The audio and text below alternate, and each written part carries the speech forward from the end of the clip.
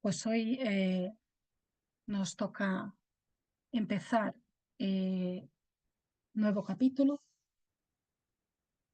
Vamos a ver en esta nueva parte, en este nuevo capítulo, los ejemplos de espíritus sufridores.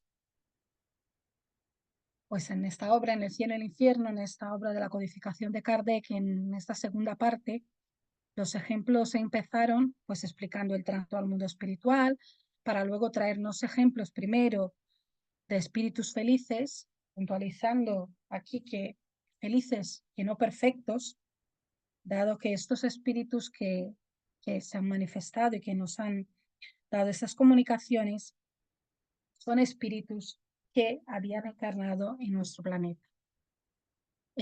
También luego vimos el capítulo pasado los espíritus de condición intermedia y vamos ahora a ver esos espíritus sufridores. Adelante vamos a ver en los siguientes capítulos los espíritus suicidas, los criminales, los arrepentidos y los espíritus endurecidos. Lo que sí me gustaría puntualizar aquí es que vamos a ver espíritus sufridores. No por ello, en este capítulo, van a ser espíritus perversos o espíritus malos. Este primer capítulo, esta primera comunicación, nos va a hablar del castigo. No es un capítulo, no, perdón, una comunicación en este capítulo en la que nos va a traer en general, y así nos dice, es una exposición general acerca del estado de los culpables en ocasión de su ingreso en el mundo de los espíritus. No es una comunicación de un espíritu sufridor que esté diciendo cómo se siente. Esto lo vamos a empezar a ver a partir de la siguiente clase. ¿Vale? Es como una introducción, una exposición general, como asimismo lo dice la propia comunicación de este espíritu George que nos va a comunicar, ¿no? Y a través de esta comunicación vamos a ver cómo acabada la vida material va a caer el velo de estos espíritus tan apegados a la materia, como vamos a ver adelante, y van a aflorar muchos sentimientos, y aquí lo vamos a ver, que según nos manifiestan, la culpa va a ser uno de los más comunes y sobre todo va a ser un gancho entre los espíritus. Voy a leer la comunicación, la he dividido en varias diapositivas para que la leamos con tranquilidad y luego vamos hablando sobre ella. La comunicación empieza diciendo que inmediatamente después de la muerte los espíritus malos, egoístas y despiadados padecen una duda cruel acerca de su destino en el presente y en el futuro. Miran alrededor suyo, pero al principio no ven nada que pueda ser afectado por su malvada personalidad. Eso les causa desesperación, pues el aislamiento y la inactividad son intolerables para los espíritus malos. No elevan su mirada hacia los lugares en los que habitan los espíritus puros, sino que observan el ambiente que los rodea y tan pronto como perciben el abatimiento de los espíritus débiles y castigados con que se encuentran, se aferran a ellos como una presa, valiéndose para tal fin del recuerdo de las faltas que han cometido, que ellos ponen continuamente en acción mediante sus ridículos gestos. Pues aquí lo que en esta primera parte, lo que nos manifiesta el espíritu de George en esta comunicación es que los espíritus malos y egoístas, cuando desencarnan, también tienen estas dudas respecto a lo que están viviendo y esta incertidumbre respecto a su futuro en esta nueva condición, ¿no? Pero que, dada esa condición, en vez de mirar y buscar, ¿no?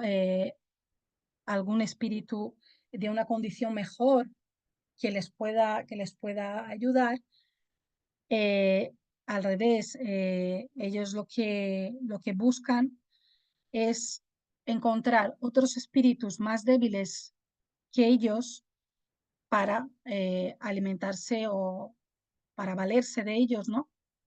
Y utilizan ese recuerdo, esa culpa de las faltas que han cometido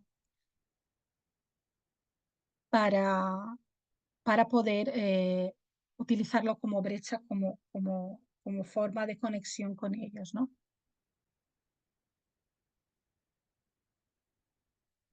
Y como no les basta con esa burla, se, se arrojan sobre la tierra como buitres hambrientos y buscan entre los hombres algún alma que les dé fácil acceso a las tentaciones.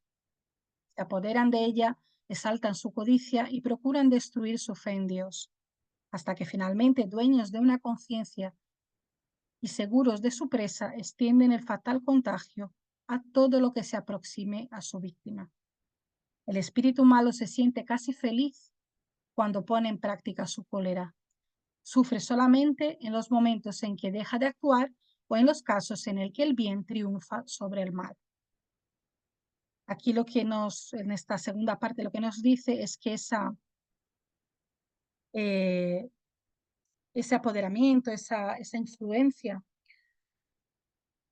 no se extiende de los seres desencarnados, que son malos y egoístas, los espíritus malos, por así decirlo, ¿no? No se extiende solamente a los espíritus que ellos encuentran y que son más débiles que ellos en el mundo espiritual, que luego también ellos extienden esa influencia sobre el hombre encarnado. Y también de la misma forma se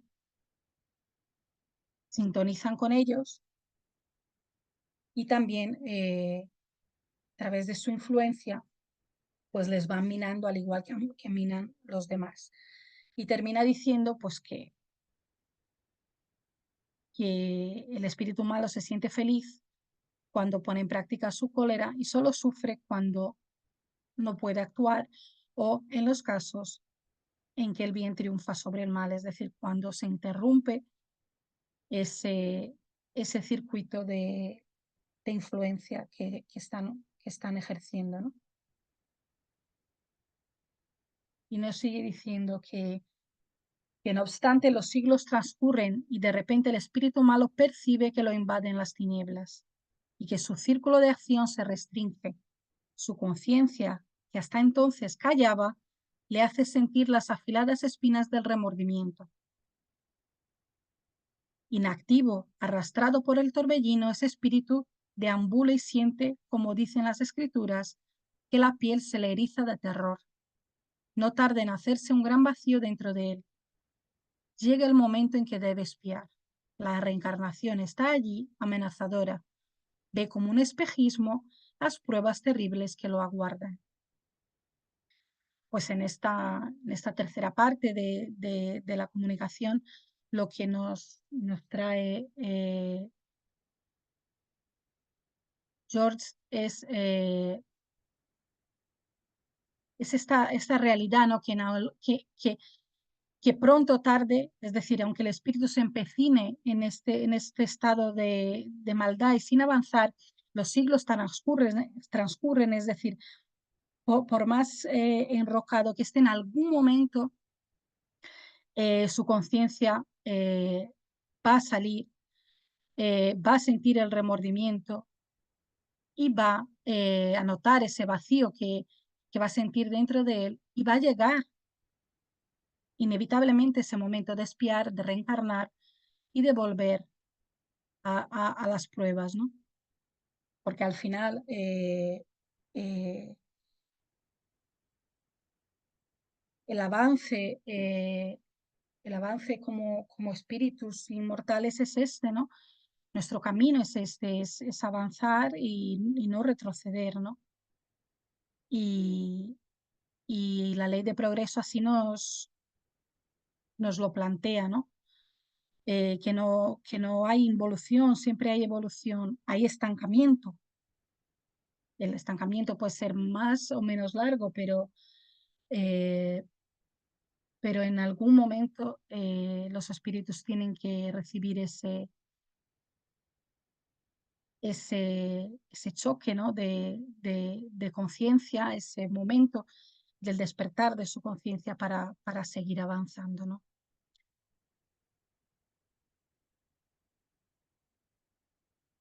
Y nos sigue diciendo que quisiera retroceder, pero avanza. Y precipitado en el inmenso abismo de la vida, rueda estupefacta hasta que el velo de la ignorancia cubre sus ojos. Vive, actúa, aún es culpable. Intuye en él una especie de recuerdo que lo inquieta, presentimientos que lo hacen temblar.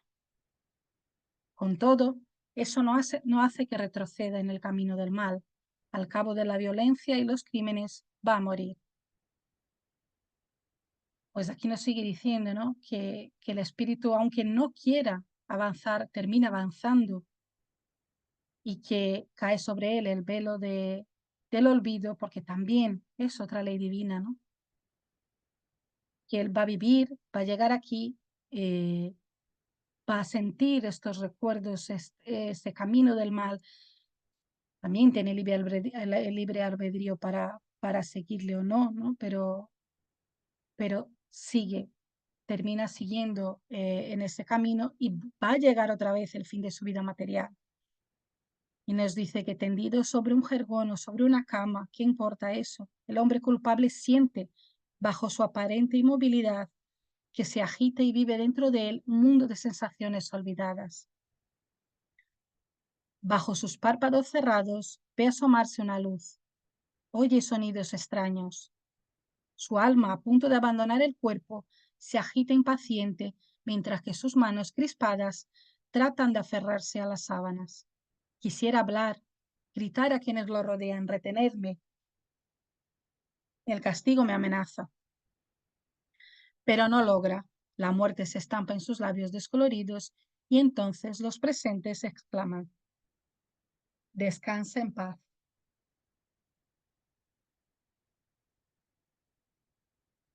Que al final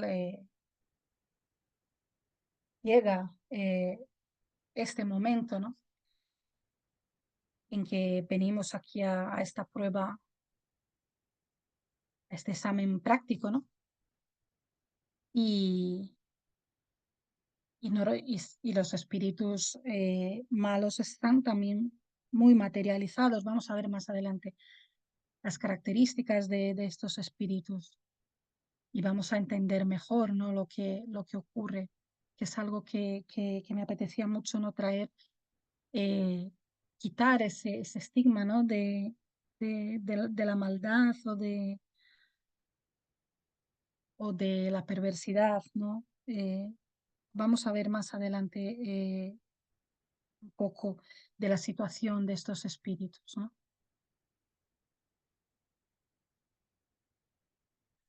Nos dice, sin embargo, escucha todo, flota alrededor de su cuerpo al que no quiere abandonar. Una fuerza misteriosa lo atrae, ve y reconoce lo que ya había visto. Enloquecido se lanza al espacio donde quisiera ocultarse, pero no halla refugio ni reposo. Otros espíritus le retribuyen el mal que hizo. Deambula castigado, confuso y escarnecido, y seguirá errante hasta que la divina luz penetre en su crueldad y lo ilumine para demostrarle al Dios vengador, al Dios triunfante sobre el mal, al que no conseguirá aplacar sino mediante gemidos y expiaciones.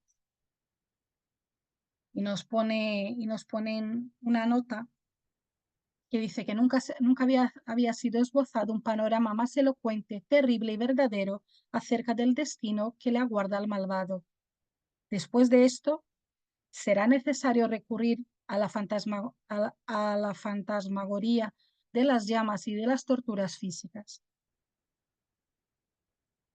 Pues en este mensaje al final lo que nos están dibujando o esbozando ese panorama de un espíritu mal, ¿no? Y por eso se titula El castigo, ¿no? Porque ese espíritu tiene esa carga de acciones que han perjudicado a otros espíritus, a otras personas, y al fin cuando desencarna, pues se va a encontrar con estos otros espíritus que no todos, porque cada espíritu que haya recibido el mal va a reaccionar de una forma, ¿no? Pero que algunos de ellos quieran retribuir ese mal que hizo, quieran vengarse.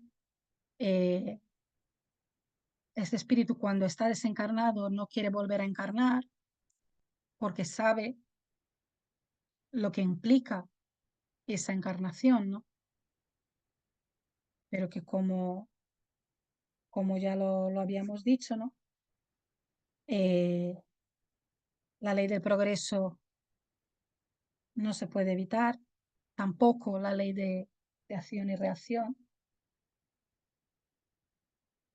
y las leyes divinas pues funcionan con la precisión, la justicia y el amor de Dios, ¿no? He estado mirando también la revista Espírita del 1860 en octubre.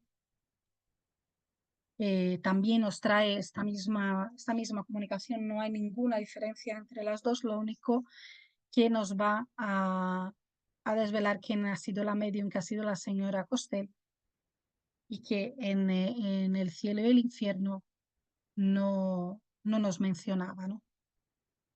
Como yo os estaba comentando, he traído aquí, hemos visto ayer también un poco la escala espírita en la clase que nos trajo Rosa, en la última clase, pero era necesario traer aquí esta escala espírita, estas características de estos espíritus sufridores y el motivo del sufrimiento de esos espíritus, y que ni todos los espíritus sufridores son espíritus malvados ni perversos, y, y lo traigo aquí para que lo veamos, ¿no? No me voy a extender mucho en la escala espírita, solamente voy a hablar de los espíritus del tercer orden, que son los imperfectos, para que veamos un poco o conozcamos un poco respecto de las características de los espíritus que vamos a ver adelante y las comunicaciones, porque aunque aquí estemos hablando de sufridores, en los capítulos siguientes vamos a ver los criminales, vamos a ver los suicidas, vamos a ver los perversos, vamos a ver un poco de todos, ¿no? Entonces, he querido traer para hablar un poquito de ello.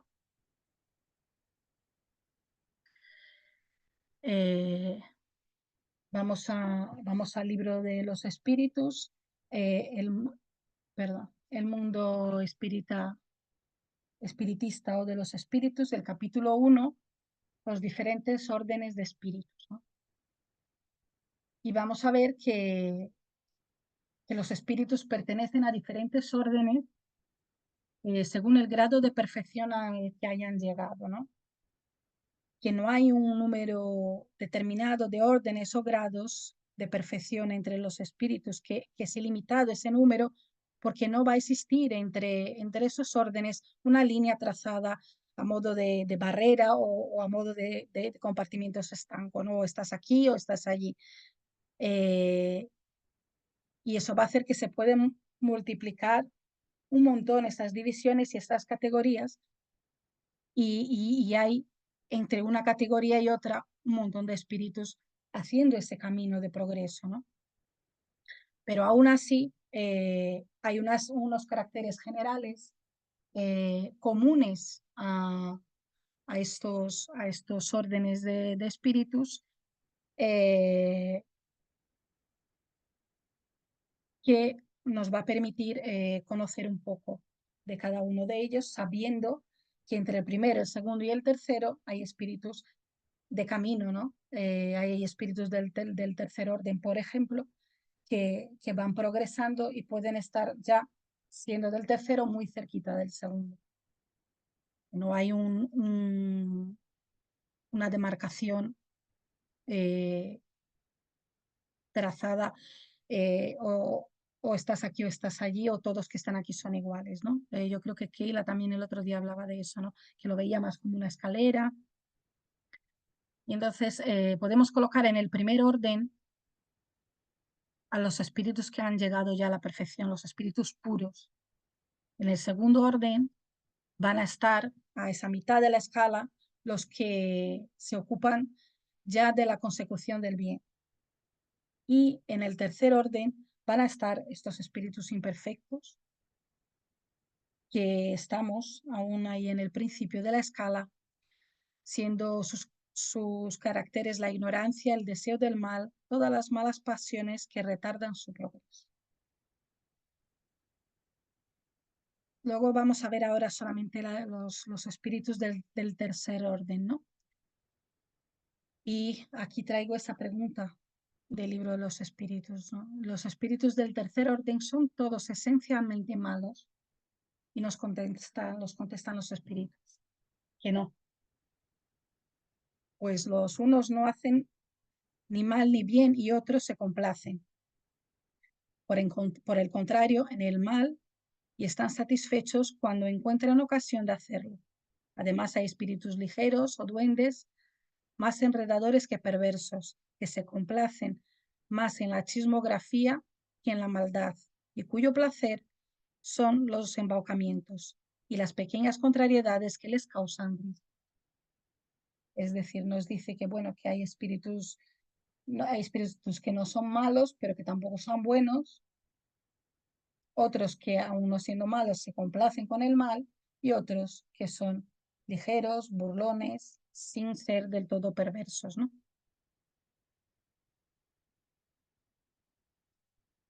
Ahora vamos a avanzar a los caracteres generales de estos espíritus imperfectos, ¿no?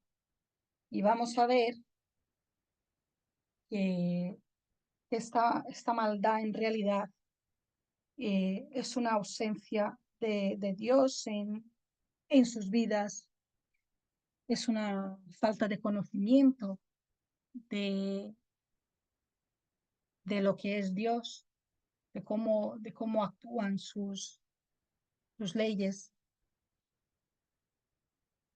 Y claro, al no conocer todo eso, se aferran a lo que conocen, que es lo material, ¿no? Entonces, las características generales de estos espíritus son el predominio de la materia sobre el espíritu, la propensión al mal, la ignorancia, el orgullo, el egoísmo y todas las malas pasiones que de él derivan. Es decir, estamos hablando de cosas que aún no sean el mal en sí, eh, tampoco son buenas. El orgullo, hay muchos grados, ¿no? de orgullo, pero el orgullo excesivo, pues, y cuando el orgullo actúa, nos termina minando y quitando otras cualidades que ahí tenemos, nos termina matando lo bueno. Entonces, existe en los espíritus imperfectos esa propensión al mal, esa ignorancia. Y por supuesto, hasta que no quieran salir de esta ignorancia, pues ahí se van a quedar, ¿no? Nos dicen que tienen la intuición de Dios, pero no lo comprenden, que no todos son esencialmente malos, que en algunos abunda más la ligereza, la inconsciencia, la malicia, que la verdadera perversidad, que unos no hacen ni bien ni mal, pero por lo mismo que no practican el bien demuestran su inferioridad. Otros, por el contrario, se complacen en el mal y están satisfechos cuando hayan ocasión de hacerlo. Nos dice que puede reunir la inteligencia a la perversidad y a la malicia, pero que cualquiera que sea su desarrollo intelectual, sus ideas son poco elevadas y sus sentimientos más o menos abyectos. Sus conocimientos sobre las cosas del mundo espiritista son limitados y lo poco que de ellas saben lo confunden con las ideas y preocupaciones de la vida corporal, no pudiendo darnos sobre el particular más que nociones falsas e incompletas. Pero el observador atento encuentra con frecuencia en sus comunicaciones, aunque imperfectas, confirmadas las grandes verdades que nos enseñan los espíritus superiores. Conservan el recuerdo y la percepción de los sufrimientos de la vida corporal, impresión que es a menudo más penosa que la realidad. Sufren verdaderamente no solo por los males que han experimentado, sino que también por los que han ocasionado a otros, y como sufren por largo tiempo, creen que sufrirán siempre, permitiendo Dios para castigarlos que conserven esa creencia. No vamos a avanzar a la división de las 5 clases principales porque de los espíritus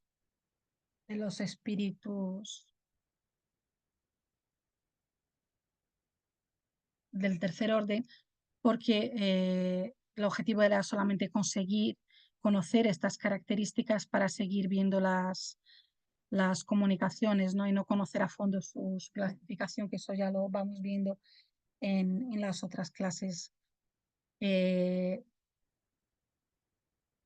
Vamos a pasar ahora a la Revista Espírita de 1860, en octubre, donde también es una comunicación de la médium de la señora Costel, y también esta comunicación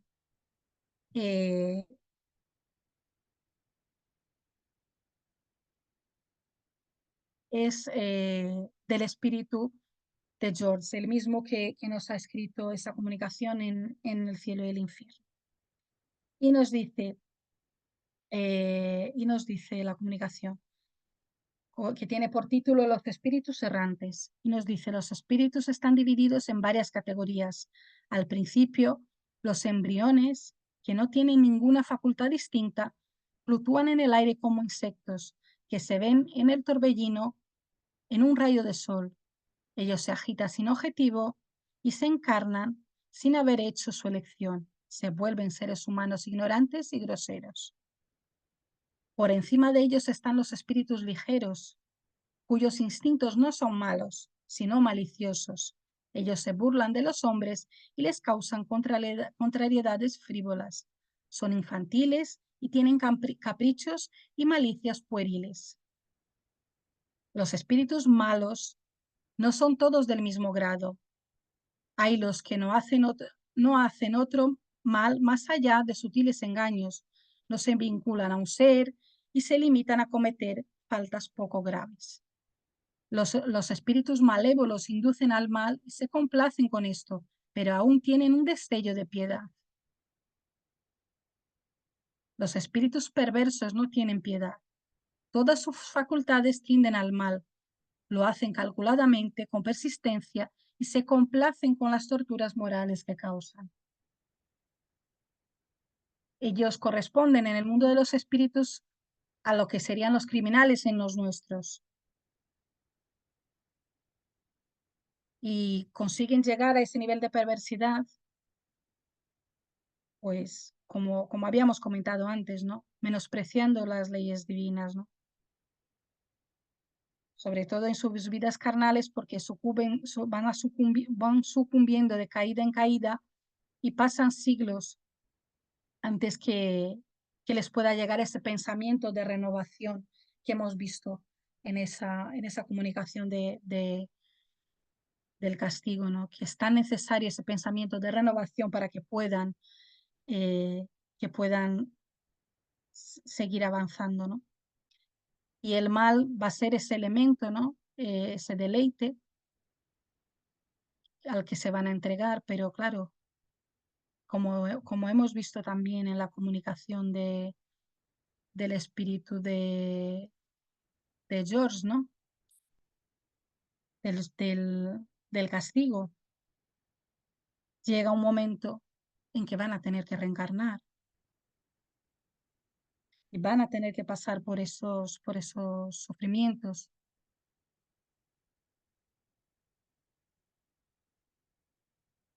Y al final, después de sufrimientos pasados en la vida material y en la vida espiritual, va a llegar un momento que van a terminar por comprender que tienen que ceder a la voz de Dios, ¿no?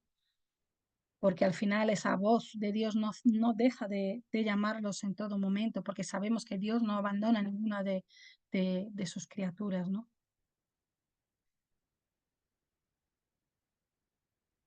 Y este regreso al bien de los espíritus estaban de alguna forma descarrilados, ¿no? Va a constituir una felicidad inmensa a los espíritus puros, ¿no? Luego nos va a hablar de los espíritus errantes del segundo orden, que van a ser los intermediarios entre los espíritus superiores y los que estamos encarnados. Porque es raro que los espíritus superiores se comuniquen directamente con nosotros, ¿no? Y así estos espíritus del segundo orden van a servir de intercomunicadores entre nosotros y el mundo espiritual. Y también termina George diciendo que todos los espíritus superiores no son del mismo grado. Si ellos se eximen de volver a encarnar en nuestros mundos, no lo están de las condiciones de progreso en las esferas más elevadas. Que no hay ninguna laguna en el mundo visible, en el invisible, que hay un orden admirable y que ningún ser es ocioso o inútil. Todos concurren en la medida de sus facultades para la perfección de la obra de Dios que no tiene término ni límite. Como nos decía Rosa el otro día, ¿no? Que no veía a Jesús atado de pies y manos sin hacer nada, ¿no? Porque hubiera llegado a ese grado de superioridad, ¿no? Vemos que aquí nos va a hablar otra vez nos va a mencionar los espíritus errantes, ¿no? En la clase que hablamos del Marqués de San Paul aclaramos lo que era la raticidad y cómo vivían los espíritus errantes, ¿no? Pero me gustaría aquí traer ese recordatorio, ¿no? De lo que vimos de lo que hablamos del libro de los espíritus respecto de los espíritus errantes para dejarlo claro también, ¿no? Sin meternos en ello, ¿no? Que solo dejando claro unos conceptos como que el alma en el intervalo entre las encarnaciones es un espíritu errante que va a estar ahí en la erraticidad aspirando a un nuevo destino, que no hay una duración exacta entre encarnación y encarnación. Puede prolongarse mucho tiempo o poco, pero nunca va a ser perpetuo.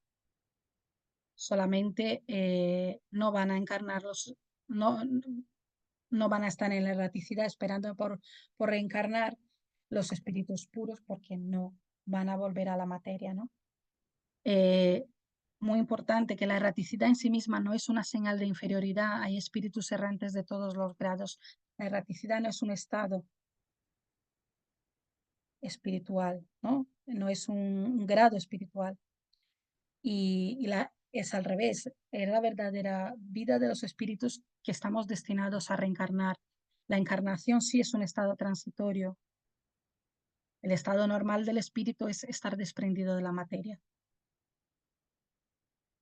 Y como lo había dicho ya, que no todos los espíritus que no están encarnados son errantes, solamente los que tenemos que volver a reencarnar.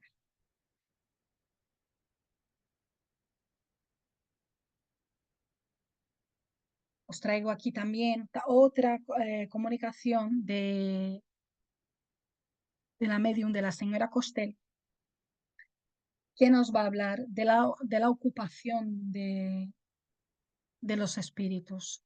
Esta comunicación viene de un espíritu que se llama Marcilac, pone un espíritu familiar. Y está en la revista espírita de 1861 en el mes de junio.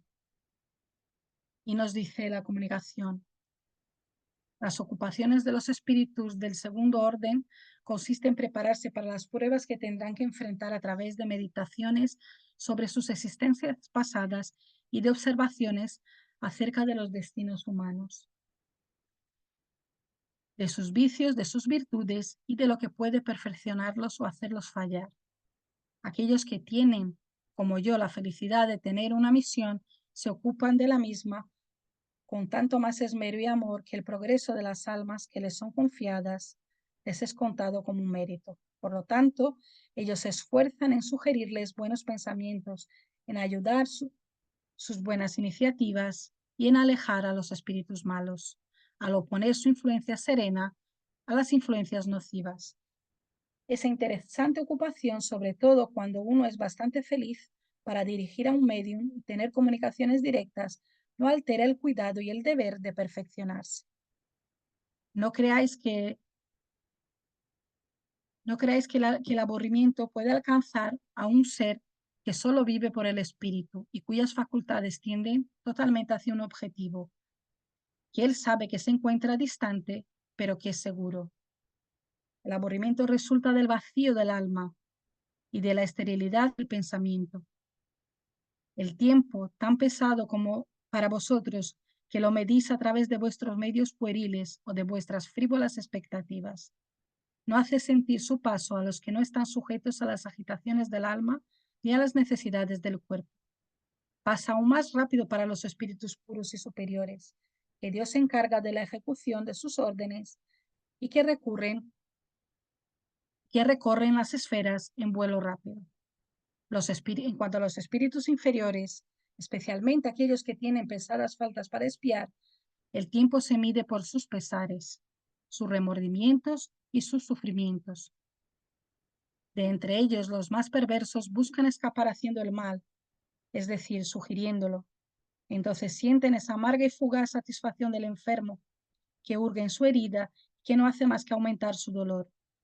Así sus sufrimientos aumentan de tal manera que fatalmente terminan buscando el remedio, que no es otro sino volver al bien. Los pobres espíritus que han sido culpables por su debilidad o por su ignorancia sufren su inutilidad y su aislamiento, se lamentan por su envoltura terrena, sea cual fuere el dolor que les haya causado, se rebelan y se desesperan hasta el momento en que perciben que solamente la resignación y una firme voluntad de volver al bien pueden aliviarlos. Se calman y comprenden que Dios no abandona a ninguna de sus criaturas. Marcilac, espíritu familiar, es el espíritu que va a firmar esta comunicación.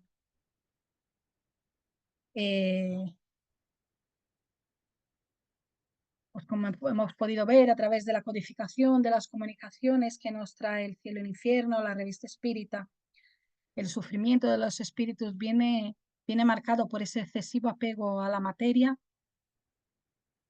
Hemos visto los ejemplos de desprendimiento de los espíritus que no estaban apegados a la materia, ¿no?